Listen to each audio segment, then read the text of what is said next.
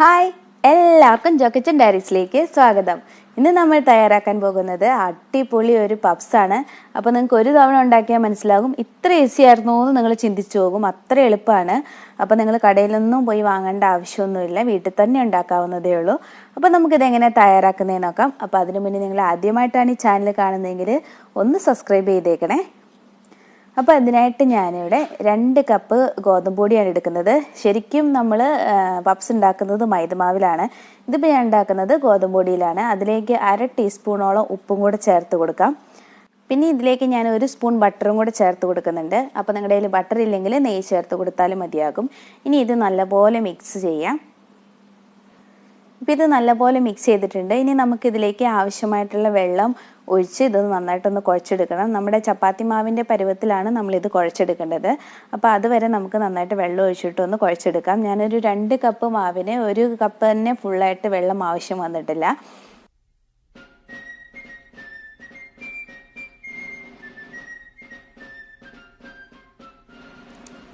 അപ്പോൾ നമ്മുടെ മാവ് ഇവിടെ നന്നായിട്ട് കുഴച്ചെടുത്തിട്ടുണ്ട്. അപ്പോൾ അതിനുശേഷം ഞാൻ ഇതിലേക്ക് കുറച്ച് ഓയിൽ ഒഴിച്ച് കൊടുക്കുകയാണ്. അപ്പോൾ ഓയിൽ എല്ലാ ഭാഗത്തും ഒന്ന് തേച്ച് പിടിപ്പിക്കുക. കാരണം നമ്മളിതൊരു 1/2 മണിക്കൂർ ഇപ്പോൾ റെസ്റ്റ് ചെയ്യാൻ വെക്കുന്നുണ്ട്. അപ്പം പുറമത്തെ ഭാഗം ഒന്ന് ഡ്രൈ ആവാതിരിക്കാൻ വേണ്ടിയിട്ടാണ് ഈ ഓയിൽ അപ്ലൈ ചെയ്ത് കൊടുക്കുന്നത്. ഇനി നമുക്കൊരു 1/2 മണിക്കൂറിന് ശേഷം നമുക്ക് വീണ്ടും ഇതൊന്ന് പരത്തിയെടുക്കണം. ഇപ്പോൾ ഒരു 1/2 മണിക്കൂർ കഴിഞ്ഞിട്ടുണ്ട്. ഇനി നമുക്ക് ബോൾസൊക്കെ ആയിട്ട് ഉരുട്ടിയിട്ട് ഇത് നല്ലപോലെ ഒന്ന് പരത്തിയെടുക്കാം. ഇപ്പം ഞാനൊരു 3 ഉരുളകളായിട്ട് ഇത് ഉരുട്ടിയിട്ടുണ്ട്. ഇനി ഇത് ഓരോന്നും നമ്മളിത് പരത്തിയെടുക്കണം. ചപ്പാത്തി മാവ് പരത്തണ പോലെ ആ ഒരു തിക്നെസ്സിൽ മതിയാകും. കാരണം നമ്മൾ കൂടുതൽ കട്ടി കുറയ്ക്കേണ്ട ആവശ്യമില്ല. കാരണം നമ്മളിത് 3ഉം പിന്നെ മുകളിൽ വെച്ചിട്ട് വീണ്ടും ഒന്ന് പരത്തിയെടുക്കുന്നുണ്ട്. അപ്പോൾ അതുപോലെ ഒന്ന് വലുതാക്കി നമുക്കൊന്ന് പരത്തിയെടുക്കാം. പരത്തുമ്പോൾ ഒരു ചതുരം ഷേപ്പിൽ പരത്തിയെടുത്ത് കഴിഞ്ഞാൽ ഉണ്ടാക്കാനും ഇത് നമ്മൾ കട്ട് ചെയ്യുമ്പോഴൊക്കെ വളരെ ഈസി ആയിട്ടായിരിക്കും.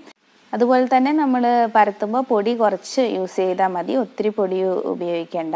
അപ്പോൾ ഞാനിവിടെ എല്ലാം പരത്തിയെടുത്തിട്ടുണ്ട്. 3 എണ്ണം പരത്തിയെടുത്തിട്ടുണ്ടായിരുന്നു. വീഡിയോയുടെ ലെങ്ത്ത് കൂടുന്നതുകൊണ്ടാണ് ഞാൻ എല്ലാം പരത്തുന്നൊന്നും കാണിക്കാത്തത്. അപ്പോൾ നമ്മൾ ആദ്യത്തെ ഒന്ന് വെച്ചതിന് ശേഷം നമ്മൾ ബട്ടറാണ് ഇവിടെ തേച്ച് കൊടുക്കുന്നത്. ഈ ഒരു മുകൾ ഭാഗം ഫുള്ള് നമ്മൾ ബട്ടർ തേച്ച് കൊടുക്കുകയാണ്. അപ്പോൾ ബട്ടർ ഇല്ലെങ്കിൽ നെയ്യ് തേച്ച് കൊടുക്കുക, നെയ്യും ഇല്ലെങ്കിൽ ഓയിൽ തേച്ച് കൊടുക്കാം. പക്ഷേ ബട്ടറോ നെയ്യോ തേക്കുന്നതായിരിക്കും കൂടുതൽ നമ്മുടെ പപ്സ് സോഫ്റ്റ് ആയിട്ടിരിക്കുക. അതിനുശേഷം നമ്മളിതിലേക്ക് ഗോതമ്പ് പൊടിയാണ് മുകളിൽ വിതറി കൊടുക്കുന്നത്.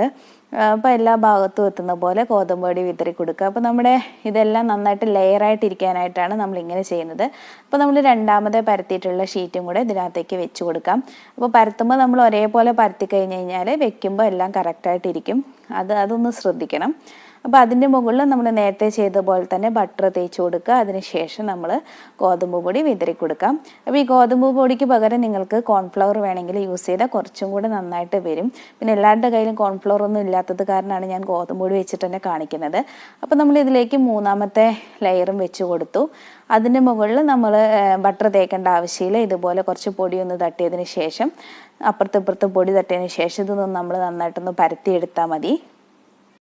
ഇതിപ്പോൾ ഞാൻ പരത്തുന്നത് ഒത്തിരി വലുതായിട്ടാണ് ഇരിക്കുന്നത്. അപ്പോൾ നിങ്ങൾക്ക് ഇത്രയും വലുതാക്കി പരത്താൻ ബുദ്ധിമുട്ടുണ്ടെങ്കിൽ നിങ്ങൾ 3 ഉരുളകളാക്കിയതിന് പകരം 6 ഉരുളകളാക്കിയിട്ട് 2 പ്രാവശ്യമായിട്ട് ചെയ്താൽ മതിയാകും. അപ്പോൾ ഞാനിത് നന്നായിട്ട് പരത്തിയതിന് ശേഷം ഇത് കട്ട് ചെയ്യുന്നുണ്ട്. അപ്പോൾ നിങ്ങൾ എന്താണെന്ന് വെച്ചാൽ നിങ്ങൾ ഇഷ്ടം പോലെ ചെയ്യണം. അപ്പോൾ ഇത് ഞാനൊരു പകുതി ഉള്ള ലെവലിൽ ഒന്ന് കട്ട് ചെയ്യാണ്, മടക്കാൻ എളുപ്പത്തിനും ഒക്കെ ആയിട്ട് വേണ്ടിയിട്ടാണ്. അതിൽ നമ്മൾ നേരത്തെ ചെയ്തതുപോലെ തന്നെ ബട്ടർ തേച്ച് കൊടുക്കുകയാണ്. 2 ഭാഗത്തും നന്നായിട്ട് ബട്ടർ തേച്ച് കൊടുക്കുക. ഇത് പക്ഷേ നമ്മൾ ഉണ്ടാക്കുമ്പോൾ നമ്മൾ ബേക്കറിയിൽ നിന്ന് വാങ്ങിക്കുന്ന പപ്സിൻ്റെ അതേ ടേസ്റ്റ് ഒന്നും വരില്ല. കാരണം നമ്മൾ ബേക്കറിയിൽ നിന്ന് വാങ്ങിക്കുന്നത് അതിൽ നെയ്യ് യൂസ് ചെയ്യുന്നത് അതിലൊരു പ്രത്യേകതരം നെയ്യാണ്, ബട്ടറൊക്കെയാണ് അവർ യൂസ് ചെയ്യുന്നത്. അപ്പോൾ നമ്മൾ ആ ഒരു ലെവലിലല്ല യൂസ് ചെയ്യുന്നത്. പിന്നെ പോരാത്തതിന് നമ്മൾ ഗോതമ്പ് പൊടിയും കൊണ്ടാണ് ഉണ്ടാക്കുന്നത്. അപ്പോൾ അതിൻ്റെ ഒരു ടേസ്റ്റ് ഡിഫറൻസ് ചെറുതായിട്ടുണ്ടാകും. നമ്മൾ മൈദയും കൊണ്ട് ഉണ്ടാക്കുന്നതാണ് കൂടുതൽ ടേസ്റ്റ്. എന്നാലും ഹെൽത്തി നോക്കുന്നവർക്ക് വേണമെങ്കിൽ ഈ ഗോതമ്പ് പൊടി കൊണ്ട് ചെയ്ത് കഴിഞ്ഞാലും നല്ലത് തന്നെയാണ്, അങ്ങനെ മോശമൊന്നും പറയാനില്ല. അപ്പം ഞാനിതൊന്ന് ഇതുപോലെ മടക്കുകയാണ്. അതിൻ്റെ ഇടയിൽ ഞാനൊന്ന് കുറച്ച് ഗോതമ്പ് പൊടി വിതറാൻ മറന്നു പോയിട്ടുണ്ടായിരുന്നു. അപ്പോൾ ഒന്ന് വിതറിയിട്ട് വേണം ഇതൊന്ന് മടക്കി കൊടുക്കാനായിട്ട്. വീണ്ടും നമ്മൾ ആ മടക്കിയതിന് ശേഷം വീണ്ടും ബട്ടർ തേക്കുക, അതിൻ്റെ മുകളിൽ കുറച്ച് ഗോതമ്പ് പൊടി ഇടുക, വീണ്ടും മടക്കി കൊടുക്കണം. വീണ്ടും മടക്കിയിട്ടുണ്ട്. ഈ ഭാഗത്തും നമ്മൾ അതുപോലെ തന്നെ വീണ്ടും ബട്ടർ തേച്ച് കൊടുക്കുക, ഗോതമ്പ് പൊടി ഇട്ട് കൊടുക്കുക, വീണ്ടും മടക്കിയെടുക്കുക.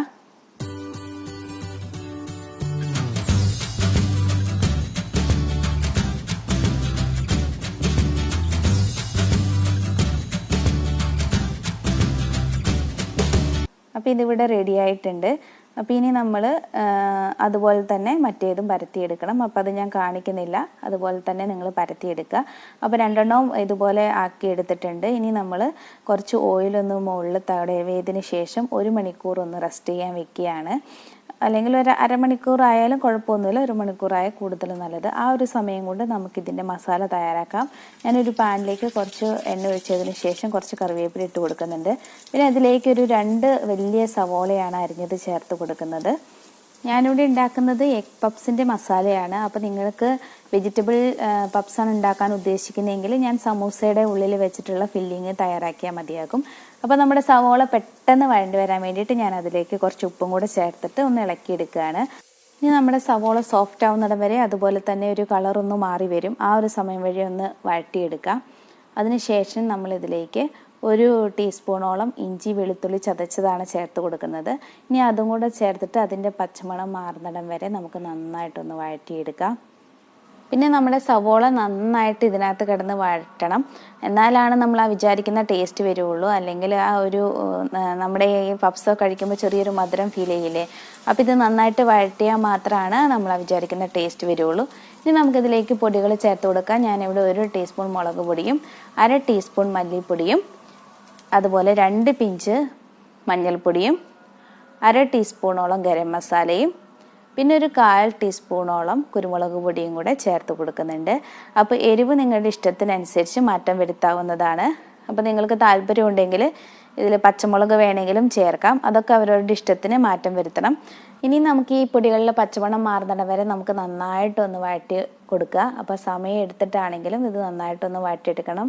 പിന്നെ അതുപോലെ പൊടികളിലെ പച്ചച്ചൊവ ചോദിച്ചു കഴിഞ്ഞാൽ ഒരു ടേസ്റ്റും കാണില്ല, അപ്പോൾ അതൊന്ന് ശ്രദ്ധിക്കുക. അപ്പോൾ പൊടികളിലെ പച്ചമണം എല്ലാം മാറിയതിന് ശേഷം ഞാൻ ഇതിലേക്ക് ഒരു ചെറിയ തക്കാളിയാണ് ആഡ് ചെയ്യുന്നത്.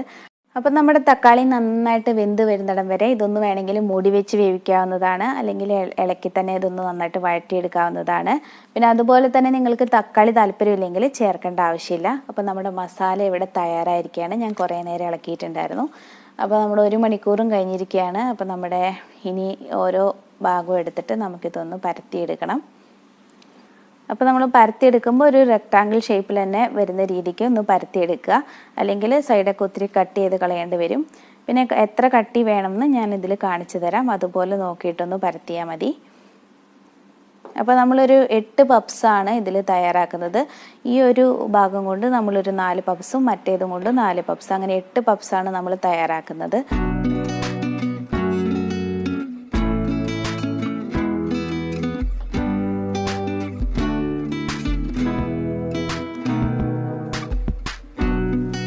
അപ്പോൾ ഇതിവിടെ നന്നായിട്ട് പരത്തി എടുത്തിട്ടുണ്ട്. അതിനുശേഷം നമുക്കിതിൻ്റെ സൈഡ് ഭാഗം ഒന്ന് കട്ട് ചെയ്ത് മാറ്റണം.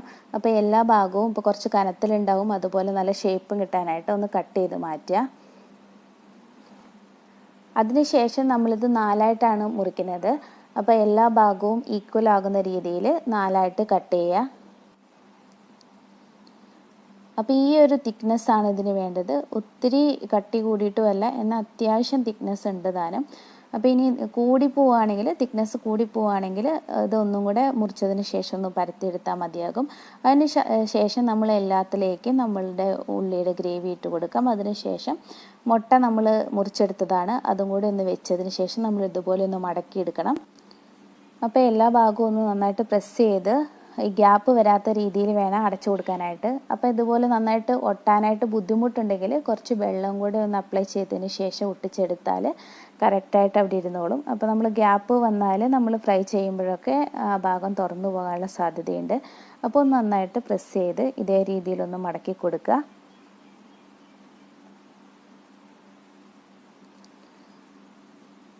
അപ്പം നമ്മുടെ പപ്സിൻ്റെ ഇതിവിടെ റെഡിയാണ്. എല്ലാതും ഇതുപോലെ നമ്മൾ നന്നായിട്ടൊന്ന് മടക്കിയെടുക്കുക. ഇതിനു മുന്നേ ഞാൻ കുറേ വീഡിയോ ഇട്ടിട്ടുണ്ടായിരുന്നു. അപ്പോൾ ഞാൻ സമൂസയുടെ വീഡിയോ ഒക്കെ ഇട്ടിട്ടുണ്ട്. നിങ്ങൾ അതൊന്നും കണ്ടിട്ടില്ലെങ്കിൽ തീർച്ചയായിട്ടും പോയി കാണണം, ഉണ്ടാക്കി നോക്കണം. ഉണ്ടാക്കി നോക്കിയിട്ട് അഭിപ്രായം എന്താണെന്ന് കമൻറ്റ് ബോക്സിലൂടെ അറിയിക്കുകയും വേണം.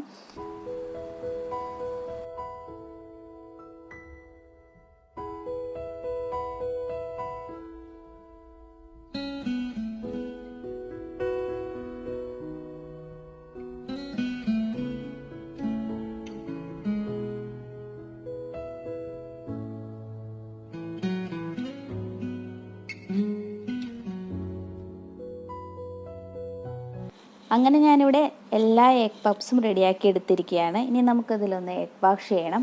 അതിനായിട്ട് ഞാനിവിടെ 4 പപ്സിൽ ഒന്ന് എഗ് വാഷ് ചെയ്യുകയാണ്. അപ്പോൾ എഗ് വാഷ് എന്ന് പറഞ്ഞാൽ ഒരു മുട്ട പൊട്ടിച്ചൊഴിച്ചതിന് ശേഷം അത് നന്നായി കലക്കി എടുത്തതിന് ശേഷം ഇതുപോലെ ഒന്ന് അപ്ലൈ ചെയ്ത് കൊടുക്കുകയാണ്. അപ്പോൾ നമ്മുടെ പപ്സിൻ്റെ പുറമേ ഭാഗമൊക്കെ നന്നായിട്ട് കളറായിട്ട് കിട്ടാൻ വേണ്ടിയിട്ടാണ്. പ്രത്യേകിച്ച് ഇത് ബേക്ക് ചെയ്യുമ്പോഴാണ് കൂടുതലായിട്ട് ഉപകാരപ്പെടുക. ഇത് നമ്മൾ കുക്കറിലാണ് ചെയ്യുന്നത്. എന്നിരുന്നാലും ഒന്നുമില്ലെങ്കിൽ ഇങ്ങനെ ചെയ്യുക, അല്ലെങ്കിൽ ബട്ടർ തൂത്ത് കൊടുത്താലും മതിയാകും.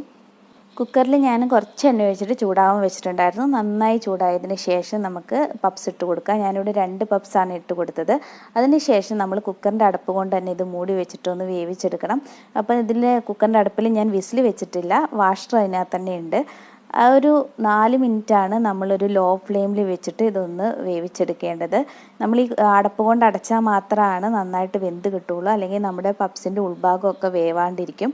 അപ്പോൾ അതൊന്ന് ശ്രദ്ധിക്കുക. കറക്റ്റ് 4 മിനിറ്റ് ലോ ഫ്ലെയിമിൽ വെക്കണം. അപ്പോൾ ഒത്തിരി നേരം ആയി കഴിഞ്ഞ് കഴിഞ്ഞാൽ അത് കരിഞ്ഞു പോകും. പപ്സ് ഒന്ന് മറിച്ചിട്ടതിന് ശേഷം വീണ്ടും അതൊന്ന് മൂടി വെച്ച് വേവിച്ചെടുക്കുക. അപ്പോൾ വീണ്ടും കുറച്ച് സമയത്തിനുള്ളിൽ തന്നെ അത് തുറന്ന് നോക്കുക. അത് വീണ്ടും ഫ്രൈ ആയി കഴിഞ്ഞ് കഴിഞ്ഞാൽ പിന്നെ ഈ സൈഡ് ഭാഗങ്ങളെല്ലാം നമ്മളൊന്ന് ഫ്രൈ ആക്കി എടുക്കണം. എല്ലാ ഭാഗവും ആ ഒരു ഗോൾഡൻ ബ്രൗൺ കളർ ആവുന്നിടം വരെ ഒന്ന് നമ്മൾ ഫ്രൈ ചെയ്തെടുക്കണം. എന്നാലാണ് എല്ലാ ഭാഗവും വെന്തും കിട്ടുകയുള്ളൂ. അപ്പോൾ അതിനുശേഷം നമ്മൾ പിന്നീട് കുക്കർ അടച്ചു വെക്കണം എന്നില്ല, തുറന്ന് വെച്ചിട്ട് തന്നെ ഫ്രൈ ചെയ്തെടുക്കാവുന്നതാണ്. അങ്ങനെ നമ്മുടെ പപ്സ് ഇവിടെ റെഡി ആയിരിക്കുകയാണ്. നമുക്ക് കുക്കറിൽ നിന്നും എടുത്തു മാറ്റാം. നിങ്ങൾ കൈ പൊള്ളാതെ ഒന്ന് ശ്രദ്ധിക്കണേ. അപ്പോൾ നമ്മുടെ ടേസ്റ്റി ആയിട്ടുള്ള നമ്മുടെ പപ്സ് എല്ലാം ഇവിടെ തയ്യാറായിരിക്കുകയാണ്. ഇത് ഞാൻ തൊട്ട് കാണിക്കാം. നല്ല ക്രിസ്പി ആയിട്ടാണ് ഇരിക്കുന്നത്.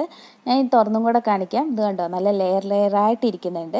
4 പപ്സ് ഞാൻ അതുപോലെ തന്നെ ഒന്ന് ബേക്ക് ചെയ്തതും കൂടെ എടുത്തായിരുന്നു. എനിക്ക് ബേക്ക് ചെയ്തതിനേക്കാളും ഇഷ്ടപ്പെട്ട് കുക്കറിൽ വെച്ചുണ്ടാക്കിയത്. അപ്പോൾ നിങ്ങൾക്ക് കുക്കറിലാണെങ്കിൽ പെട്ടെന്ന് പരിപാടിയും തീരും. എല്ലാവരും തയ്യാറാക്കി നോക്കുക. അപ്പോൾ അടുത്ത നല്ല വീഡിയോ ആയിട്ട് വീണ്ടും കാണാം. Thanks for watching. ബൈ.